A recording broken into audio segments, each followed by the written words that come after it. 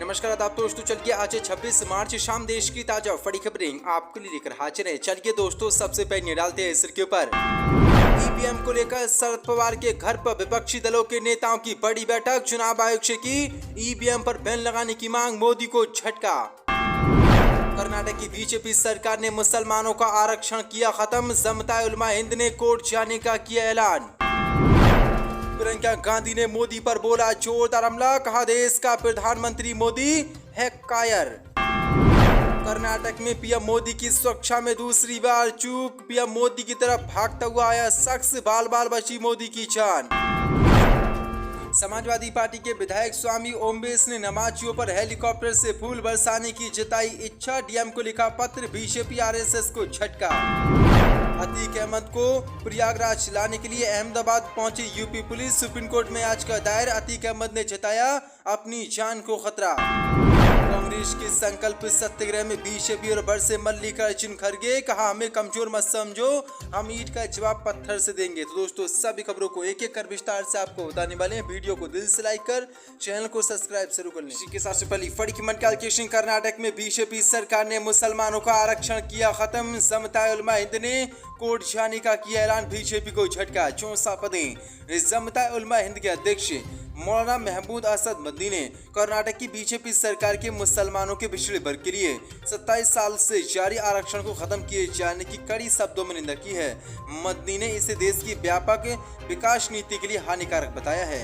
उन्होंने कहा कि इससे बीजेपी सरकार का दौर रवैया साफ जाहिर होता है। एक तरफ देश के प्रधानमंत्री नरेंद्र मोदी पसमानदा मुसलमानों की भलाई और कल्याण की बातें कर रहे हैं, तो दूसरी तरफ उनकी सरकार कर्नाटक के मुसलमानों से आरक्षण छीनकर अन्य वर्गों को बांट रही है। जमता उलमा हिंद के अध्यक्ष मौलाना मदनी ने कहा कि भारत के मुसलमान आर्थिक और शैक्षिक रूप से अत्यंत पिछड़े और विकास के सबसे निचले पायदान पर हैं। इसलिए आर्थिक पिछड़ेपन के आधार पर मुसलमानों से अधिक कोई भी समुदाय आरक्षण का हकदार नहीं है। लेकिन धर्म को आधार बनाकर बीजेपी मुसलमानों को देश में मिलने वाले ऐसी सभी लाभों से वंचित कर रही है। इसलिए अब हम जो कर्नाटक की बीजेपी सरकार ने मुसलमानों का आरक्षण खत्म किया है, उसके लिए कोर्ट जाएंगे और न्याय मांगेंगे। दरअसल आपको बता दें, कर्नाटक की बीजेपी सरकार ने कल मुसलमानों को मिलने वाला 4% आरक्षण कोटे को पूरी तरीके से खत्म कर दिया है और दूसरे समुदाय को देने का ऐलान कर दिया है। इसी पर अब जमता उलमा हिंद ने कोर्ट जाने का ये ऐलान किया है। बड़ी मंडल के ईवीएम को लेकर शरद पवार के आवास पर विपक्षी दलों की बड़ी बैठक। चुनाव आयोग से की ईवीएम पर बैन लगाने की मांग, मोदी की उड़ी नींदें। 64 पदें। राष्ट्रवादी कांग्रेस पार्टी के अध्यक्ष शरद पवार ने राष्ट्रीय राजधानी दिल्ली में स्थित आवास पर विपक्षी दलों के नेताओं की बैठक बुलाई। इस बैठक में electronic voting machine EVM machine के मुद्दे पर तमाम नेताओं ने अपनी बात रखी। बैठक के बाद राज्यसभा सांसद कपिल सिब्बल ने कहा कि जब भी ईवीएम में खराबी आती है तो वोट बीजेपी को जाता है। ये भ्रम सिर्फ राजनीतिक दलों में नहीं है, ये भ्रम जनता में फैल चुका है। इसलिए हमने फैसला किया है कि हम चुनाव आयोग के पास जाएंगे और हमारे सवालों के लिखित में जवाब मांगेंगे। उन्होंने कहा कि दुनिया की किसी भी मशीन के साथ छेड़छाड़ हो सकती है और कोई साइंस या कोई एक्सपर्ट ये नहीं कह सकता कि मशीन के साथ छेड़छाड़ नहीं होती, और इसलिए किसी भी लोकतांत्रिक देश में वोटिंग के लिए इलेक्ट्रॉनिक वोटिंग मशीन का यानी कि ईवीएम का इस्तेमाल नहीं होता है। इसलिए चुनाव आयोग हमारे सवाल का जवाब दे कि जब भी ईवीएम खराब होती है तो भाजपा को वोट क्यों चाहता है, नहीं तो ईवीएम पर चुनाव आयोग बैन लगाए। जो बड़ी अपडेट है।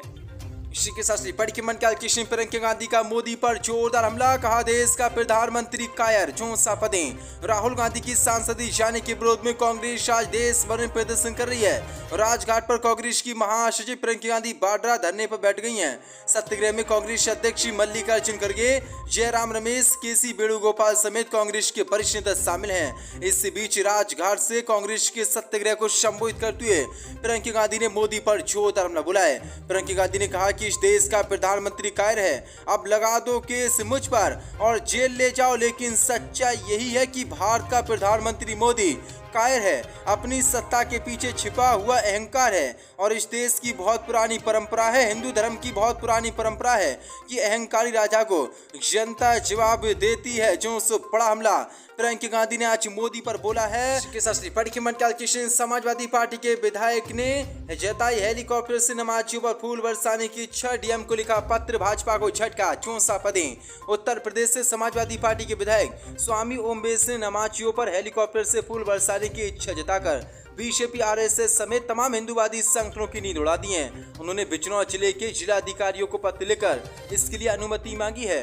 दरअसल आपको बता दें, स्वामी ओमबेस बिजनौर की चांदपुर विधानसभा सीट से विधायक हैं। शनिवार को जिला अधिकारी को लेकर पत्र में उन्होंने कहा कि चांदपुर में मुस्लिम आबादी काफी अधिक है, ऐसे में वह इस त्योहार पर नमाज के दौरान मुस्लिम नमाजियों का हेलीकॉप्टर से फूल बरसाकर स्वागत करना चाहते हैं। सभा विधायक ने पत्र में कहा कि उनका हेलीकॉप्टर फूल भरकर उड़ान भरेगा और चांदपुर ईदगाह पर आधे घंटे तक फूलों की बारिश करेगा और वापस चला जाएगा। उन्होंने कहा कि हेलीकॉप्टर की यहाँ कहीं भी कोई लैंडिंग नहीं कराई चाहिए। उन्होंने चांदपुर डीएम से कहा कि इस मामले में जल्द विचार कर उन्हें पुष्प वर्षा की अनुमति दी जाए। उन्होंने कहा कि जितनी जल्दी उन्हें इसके लिए अनुमति मिलेगी उतना ही जल्दी कार्यक्रम की तैयारी शुरू कर दी जाएगी। जो बड़ी अपडेट है, एक हिंदू विधायक ने मुस्लिम नमाजियों के ऊपर फूल बरसाने के हेलीकॉप्टर से इच्छा जताई, जिसके बाद हिंदुवादी संगठनों की नींद उड़ गई है। इसी के साथ पढ़ कर्नाटक में मोदी की सुरक्षा में दूसरी बार चूक, मोदी की तरफ भागता हुआ आया शख्स, बाल बाल बची मोदी की जान। कर्नाटक में एक बार फिर प्रधानमंत्री मोदी की सुरक्षा में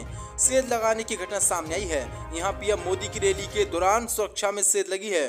3 महीने के अंदर दूसरी बार पीएम की सुरक्षा में गड़बड़ी से हड़कंप मच गया है। एक शख्स को पीएम मोदी की तरफ दौड़ लगाने की कोशिश करते हुए वक्त पकड़ा गया। मौके पर पुलिस बल मुस्तैद था। जैसे ही उस शख्स ने भागने की कोशिश की तो पुलिस ने बीच रास्ते में पकड़ लिया। सुरक्षा एजेंसियों ने उसे हिरासत में ले लिया है। उससे पूछताछ की जा रही। शख्स के बारे में पूरी जानकारी जुटाई जा रही है।